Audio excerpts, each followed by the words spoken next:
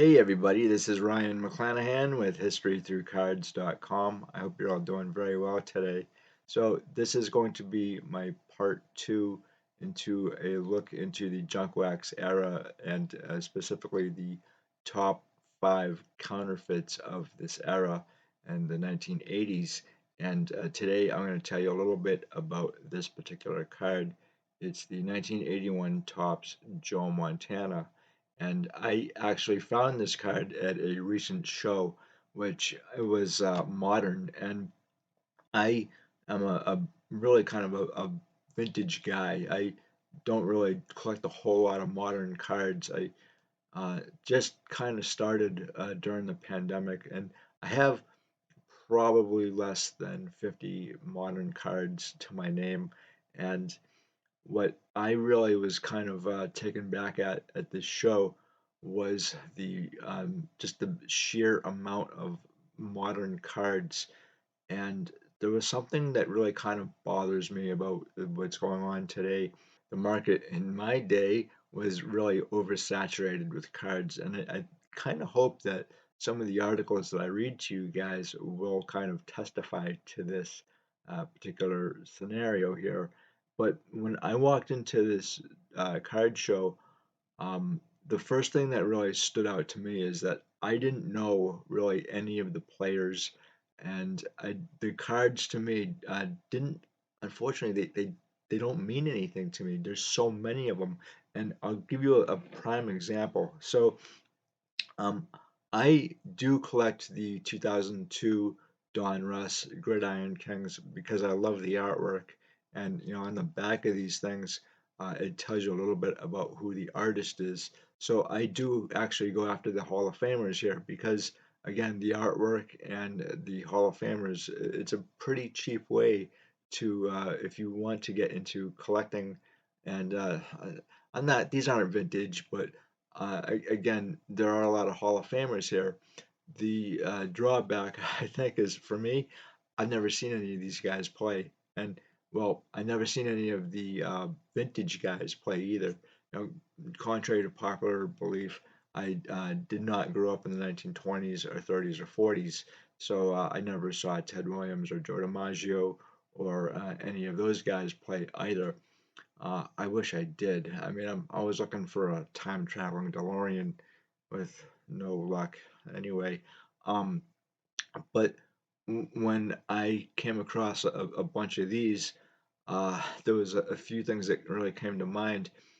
The thing with this is actually number 59. It is Deuce McAllister, and it is really kind of strange because it says March '03 Chicago collection, and right below it it says 4 out of 5. Now, I don't know what the Chicago collection stands for. I don't know what it means, and I can't really find out a whole lot about it. Um, I don't know if there's just 5 cards to this set or if there's 5 of just this card. Again, there's no context here, and I think that's going to be a huge problem going forward because it kind of reminds me of what Jefferson Burdick had to go through back in the 1930s when he started the American hobby in December of 1935. He said in his first article that he didn't know how many sets were out there. He didn't know how many cards were to a set. And in particular, he was really interested in the T206. Yeah, T206. And he and his buddies kind of swapped cards back and forth and wrote letters to each other with like checklists or lists of the cards and the players that they had. And then it took about 5 years for them to compile a checklist of the T206, the T205, the T207, the T202, and a few others. And I think there was a gentleman by the name of Myers kind of screwed up Burdick. He said that there was another advertising back that wasn't correct at all. But that's another story for another time. They also didn't know how many advertisers were associated with the T206. Now, there's another card that I came across too, and it is this right here. And this is Reggie Wayne. He's not in the Hall of Fame yet. He probably will get in there at some point. But I really like the design of this particular card. And if he gets in the Hall of Fame, okay, that's great. Um, what I thought was kind of interesting too is that this particular card has three different color variations to it, and this is, I want to say it's olive. I could be wrong about that, but I also did see silver and I saw a maroon color as well. There could be other colors, and I just don't know. But it's all the same photo. So, a lot of you guys who are watching this right now were like, you amateur, you. And yes, I am kind of an amateur when it comes to modern stuff. I, f- I freely admit that that this stuff really kind of confuses me, and it's a rabbit hole that I accidentally got into, and I really kind of haven't gotten back out of it yet. As I say, I don't collect a whole lot of this stuff because it really does confuse the hell out of me. And this particular card here on the back, and you could probably see it's a little blurry because my camera doesn't really like to pick up baseball cards or football cards or whatever clearly. But you can see it says 11 out of 25, and uh, this kind of reminds me that there has been a couple of instances where a card company has issued the same exact numbers to collectors. I don't know if that was on purpose or what, or to confuse collectors, where two collectors have had the same exact number and serial number to 25 or 50 or 5. Joe Burrow's cards, I saw the same thing, and it was just all different colors of the rainbow. And again, I was like, how does anybody keep up with this stuff? And I think we're gonna have some serious issues with this because, uh, again, I don't really collect sets anymore, but if I were a modern collector trying to complete a set, it would be nearly impossible and it would be very expensive, I think, to try to do so. So I'm gonna kind of stick with my vintage where I feel the most comfortable with, and the players of the past I feel more comfortable with too. And trying to teach you guys about some of these great players here. And Joe Montana, obviously, everybody kind of knows who he is, and he's one of the greatest quarterbacks of all time. And so I want to kind of tell you a little bit more about him and what you should be seeing if you are trying to pick up this particular card. Now, I always wanted this card for my collection, and again, I really couldn't afford it as a kid. And the only time that I really had a chance to grab this card was at an auction when I was probably in my early 20s. And for me too, I just don't go after cards for the ball player or if it's a rare card or whatever. Um, a lot of cards are memories for me, and it's kind of like the same thing as why I keep my ticket stubs and my movie theater stubs. And so my movie theater ticket stubs collection goes back to the 1980s as well. And I remember who I was with, and obviously the surroundings and the time. So that's also kind of the same thing with some of my cards here. And you don't really get that kind of a feeling when you're purchasing online. It's really something that you get when you're at a show or an auction. And so in this case, uh, I had seen this card up for auction, and I was with a buddy of mine that I've told you guys about. His name was Bob, and he was he had he had some really great stories about when he collected cards in the 1950s, and he was about my dad's age. Actually, I think he was a little bit older, but he told me that this was a card that I needed for my collection, and he was telling me all about Joe Montana.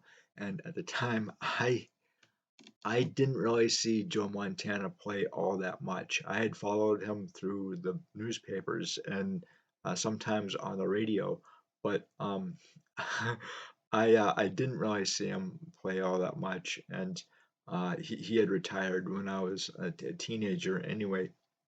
But uh, I was really psyched to try to grab this card, and I had seen it in the preview. I'm like, oh, this is so cool. I love the design, and 1981 tops. They are pretty cheap, and it's a great set, especially if you guys want to pick up some Hall of Famers and some rookie cards.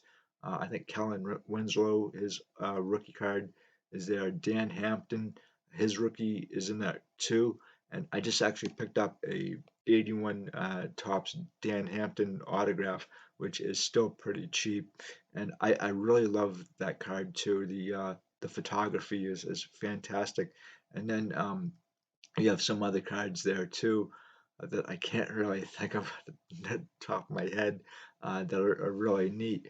But oh, the Walter Payton is pretty fantastic in that set. You guys could probably tell me in the comment section below who I'm missing from that set. It is a set that I never collected as a kid. I was more of a baseball guy, and I still love baseball, as you guys know. It is my first love, or maybe my second love, uh, then boxing, and they're very, I think, for me, tied together, those two sports. But getting back to football here and the Joe Montana, this card really was it was cheap in the beginning, and then it got really expensive in a very, very short period of time. If I were to purchase this card in, say, January of 1990, how much would it actually have cost me?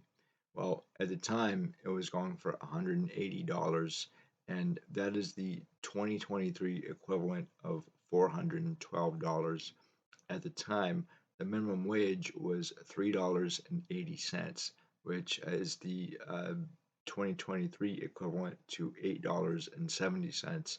Still, there was really no way for me to have purchased this card at the time. And there was also something else that I thought was very interesting that the Times leader had mentioned that Joe Montana rookie was going for $28 in October 1st of 1989, and less than a year later, in 1990, in January, that card is going for $180.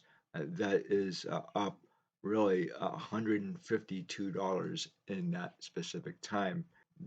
This is one of the reasons why this card, I think it was heavily forged at the time and counterfeited, was because people saw this card spike, and unscrupulous people and card doctors and whoever saw this as a money making deal. The counterfeits of the 1980s and 1990s are not that good. However, a lot of people might get fooled with this stuff, and if you're buying online, it is a lot different from buying in person. And then again, you could easily miss something if you're buying online. I have done that, in fact, because the first thing I would suggest for anybody who wants to purchase a card like this is to make sure that it is graded. Now, I don't really like graded cards. I don't really like grading companies. I do buy graded cards, but I'm buying the card, not the grade, and not the company, if that makes any sense, because some cards I'm still very leery about when it comes to counterfeits, especially the cards that I grew up with in the 1980s. And there are, at least I said, five cards that I think are the most forged from the 1980s. And, again, 1981 is also a very interesting year too, because I did a pretty massive article on the hobby year of 1981, and I do remember 1981. I remember when the gentleman here back of me, Ronald Reagan. I remember when he got shot, and I remember pretty specifically that I was eating applesauce, and I was mostly eating applesauce. I think the rest of it got on my clothing, and they had a clip of Ronald Reagan getting shot, and I think was it John Hinckley? So or yeah, because it was the John Lennon got shot the year prior to that too. I don't know, and then the Pope got shot too. So that was a very very weird time for shootings. Anyway, he was very lucky that he lived, and I always kind of say too in my articles. If you guys have read or fallen asleep to any of my articles, that a lot of presidents and their policies don't really affect sports cards, and there are a few, and William Howard Taft is probably one of the biggest, and then FDR during the 1930s, obviously, with the Great Depression. And then, you don't really have too many other presidents who have really kind of affected the rarity of our sports cards. I'm still trying to figure out if Ronald Reagan's policies affected the hobby, not in a bad way, but you did have the Laffer curve that was implemented in about 1981, 82 or so, and you saw a lot of money flowing into the hobby. And you also had investment vehicles as well, really kind of for the first time, like the Roth IRA was, I think the first implementation was 1981 or so. And so this actually meant that collectors had more money to purchase, and all you have to do today is kind of see how many pennies you have from 1982. And I'm sure there's going to be more of those flying around now, today, even 40 years later. Um, the other thing, too, that I was kind of reminded of is the hobby itself. And the hobby actually goes back to, well, in America, it goes back to December of 1935 as an official hobby. Um, and it goes back even further in Great Britain and the UK to at least 1927. Um, Even throughout all of that time, the modern hobby that we know of today really only starts out at about 1975, and then definitely for sure in about 1980, 81 or so. And it's always growing, it's always evolving, but it seems to be really kind of fast paced from 1981 to today. And this is really kind of interesting because during the 1970s, specifically, I'd say like 1974 or 75, and throughout the 1980s, you have a lot of mainstream dead tree media journalists uh, saying that your cards could be worth XYZ, and these cards are really going up in value, and we see a little bit of this in the 1970s, and then a lot of articles from regular journalists in the 1980s, like say 1985 through like definitely 1994 and up, and they're all kind of saying the same thing. And what I kind of like about this is that these guys and girls are actually they're regular journalists. They're not hobby journalists like Lionel Carter, so they don't actually have the biases that a hobby journalist might have. And as a journalist, we're supposed to keep things right down the middle and not have biases, but that's a human thing. It's just human nature to have biases, and it's not always a bad thing. But as a journalist, I try to uh, tell you guys both sides of the story here. And sometimes I do interject my own little private stories in there too about what my hobby journey has been like. Because for me, it's actually been very positive. I've met so many great people in the hobby. I've seen so many awesome cards and experiences too. And that's what this life is all about, is having experiences with other people. And again, the hobby is fantastic for this. This is from the Times Leader, Wilkes-Barre, Pennsylvania, November 20th, 1988. Football cards could be the next fad by Dan Check. Want an inside tip on what could be the next hot item in the card collecting hobby? Well, why not start collecting football cards? Football cards? They're not worth anything. Yeah, sure. They said the same thing about baseball cards a mere decade ago. It's true. While football cards do not share the same limelight as their cardboard cousins, their interest is slowly beginning to rise, and with the prices of football cards being relatively inexpensive, now is a good time to start investing in what could be a profitable hobby in the years to come. Football just doesn't have the daily heroes that baseball has. There just isn't as much national coverage as you would have with baseball. Even in the hobby itself, it is evident that football cards take a back seat. For example, most dealers use the CCP, or Current Card Prices Guide, to price their cards. In baseball, the CCP is published monthly, updating card prices as quickly as the prices go up, giving dealers and collectors the most up-to-date prices available. Not so for football. The CCP for football cards is published quarterly, and this results in great fluctuations in card prices between the dealers. Then there are the national publications, magazines such as Baseball Cards and Baseball Card News cater mainly to the baseball card field and rarely have articles on football card collecting. You'll notice that every few ads are football card related, yet the interest in football cards appears to be on the rise. Football cards seem to be riding on the coattails of baseball cards, says 40 Fort dealer Guy Kroll. Sometime within a year, I suspect the cards to rise significantly in price. Right now, cards are a good buy. You can buy a whole set for as low as $10 and up. You can't find that in baseball cards.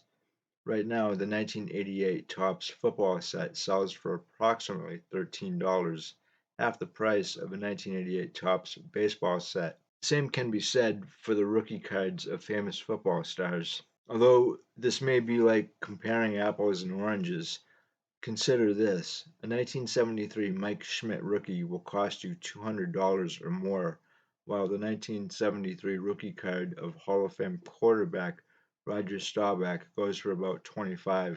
And there are many more good buys in the football card market. Ed Simmons of Lanny's Card Shop believes that the low prices of football cards make them excellent investment for the future.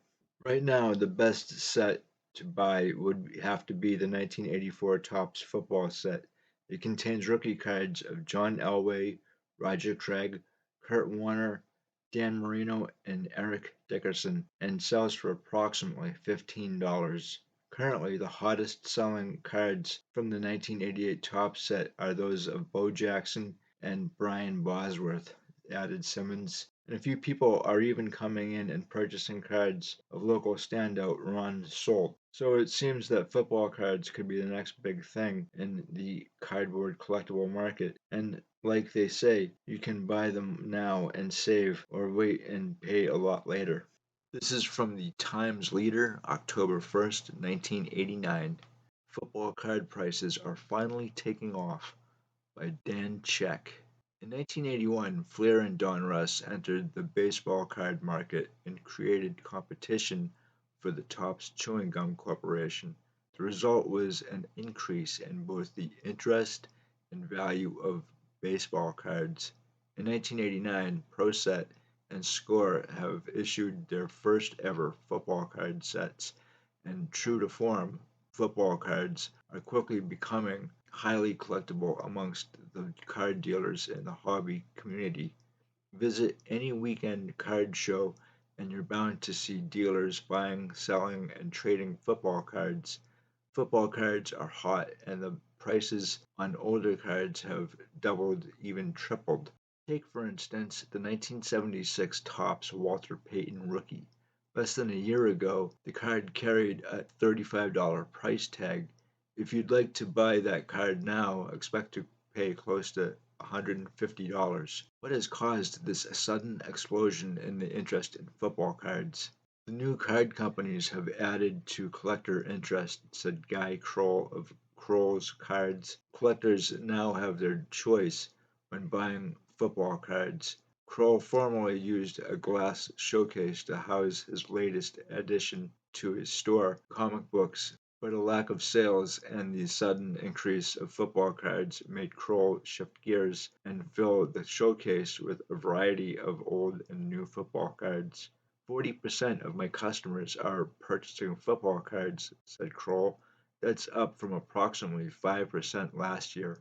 Just as with baseball cards, football card collectors have their own hot cards to save. Vinny Testaverde, Brian Bosworth, Tony Mandrich, and Troy Aikman are just several of the current stars and rookie football card collectors are seeking to add to their collections. For many years, Topps has been the football card king, but this has changed due to the inaugural sets from Score and Pro Set. Score and Pro Set are even in popularity, stated Kroll, and both sell better than Topps football cards. Score and Pro Set have been aided in their idea to include a host of young rookies to their respective sets.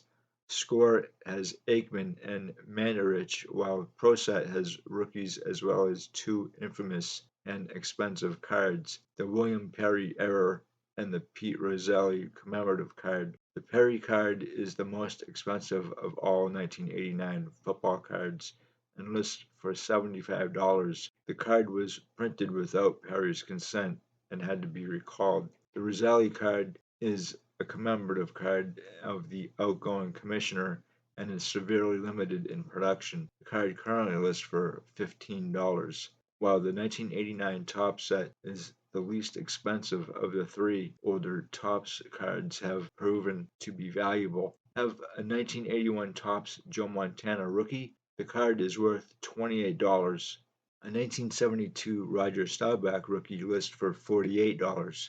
Wished you had a 1984 Topps USFL set. The 132 card set, which contained valuable rookie cards of Jim Kelly and Herschel Walker, could have been purchased for $10 in 1984. The current price, $195.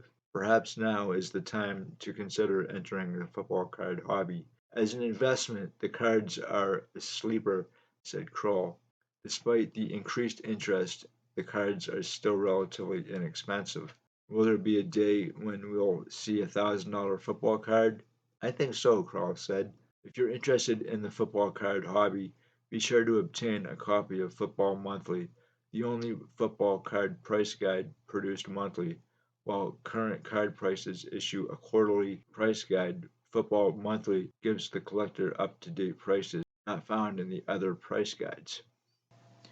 So what you also kind of notice too is that the money that's flowing into the hobby in the 1980s is because I think two things actually.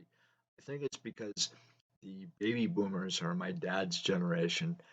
They were just getting out of college and starting families, and they were going to card stores and shows and collecting with their kids. And they may have been actually kind of having a sticker shock, if you will, because when they were kids, or my dad was a kid, he'd be watching Mickey Mantle or, well, Ted Williams in his case. And then so when he and others got back into the hobby, right? So they may have taken a lot of time off from the hobby and gotten back in it, and then found out that they could no longer afford a lot of their cards that they were used to as kids. And this is also generational too, if you think about it, because every generation, including mine, wants to have a little bit of their childhood back, right? So the reason why I collect the cards from the 1980s is because that was my childhood. And when I see a card like this, I really am thinking about what I was doing as a kid, collecting this stuff and who I was with. And for me, I had a blast as a modern collector in the 1980s, and I started out in really kind of 1982 when I think my father actually just threw me a couple of packs to shop me out and for him to get some peace and quiet. And so it really kind of 1984 is where I think that I really started to collect on my own. And I collected a lot of baseball cards with my cousin, and I have some really great memories with him. And my cousin he was really kind of a shark when it comes to sports cards. He really knew his stuff, and he he had a really great eye for sports cards. And he does not collect anymore. But I continued to collect. The thing was, I switched over from modern to vintage in 1994 because of the strike. I think this is actually something that has happened to a lot of people my age, and they never went back. I really didn't go back until quite recently, and there again, I'm only really collecting Hall of Famers and cards like this, and because of the artwork. So I have a million stories here. I'm only going to be able to share a few with you here, and then probably write about this as well, which I'd like to do. And it'll probably be like knowing me, probably like a 30-page article. But anyway, um, you guys can always read my articles at your leisure too. You're not going to hurt my feelings if you say, "Hey, dude, you write too long."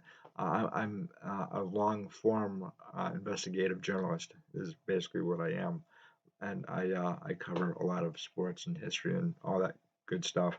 I think this is a very historical time in the hobby, and I think it's something that we can learn from today because what I'm seeing in the hobby with all this modern stuff is something I saw back in the 1980s.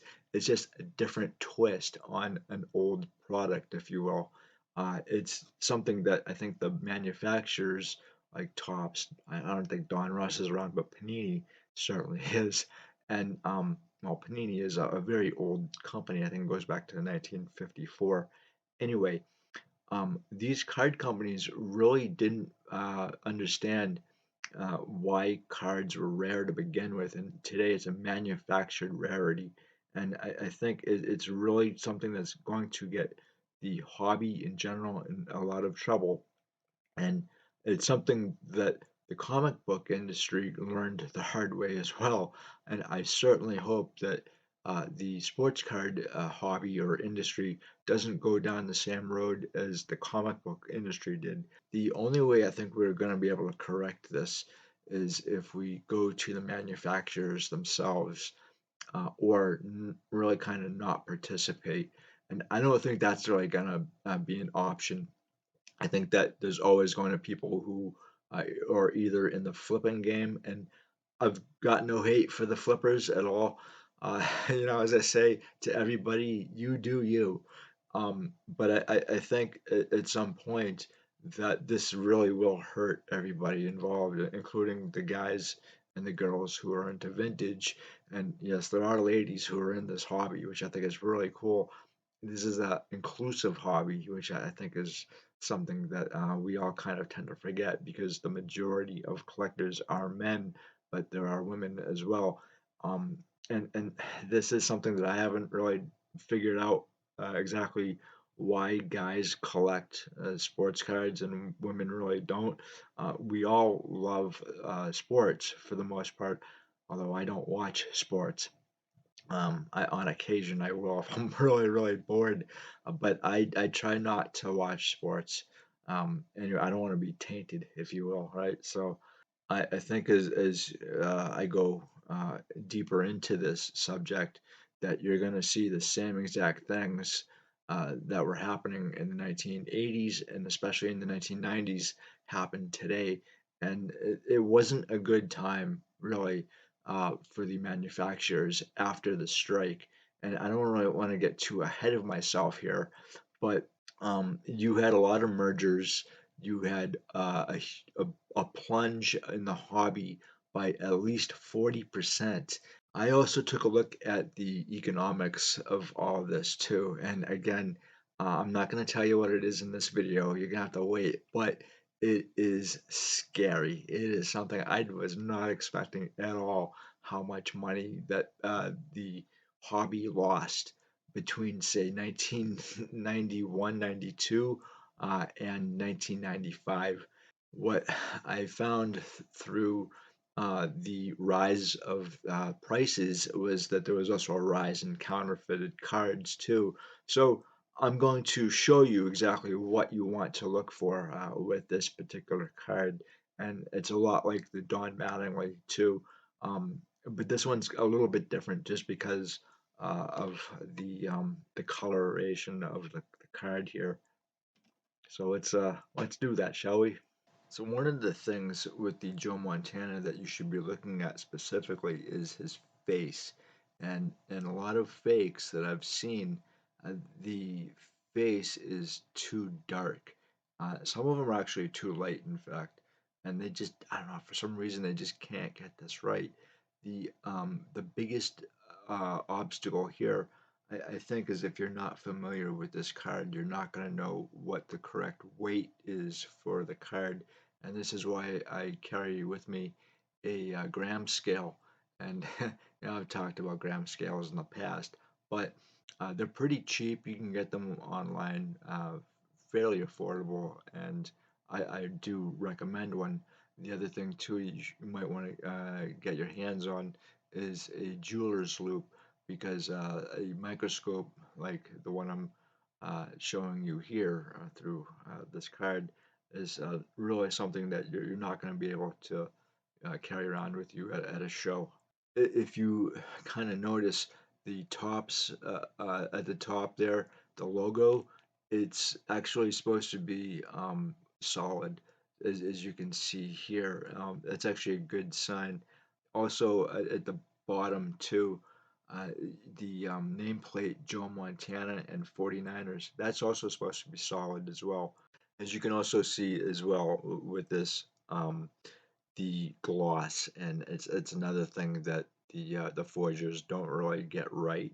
And this is actually quite nice, in fact, but the nameplate, the Joe Montana here, is solid, and if you see anything other than that, it's no good. There's another thing about this card which I want to kind of point out to you, and it's this right here.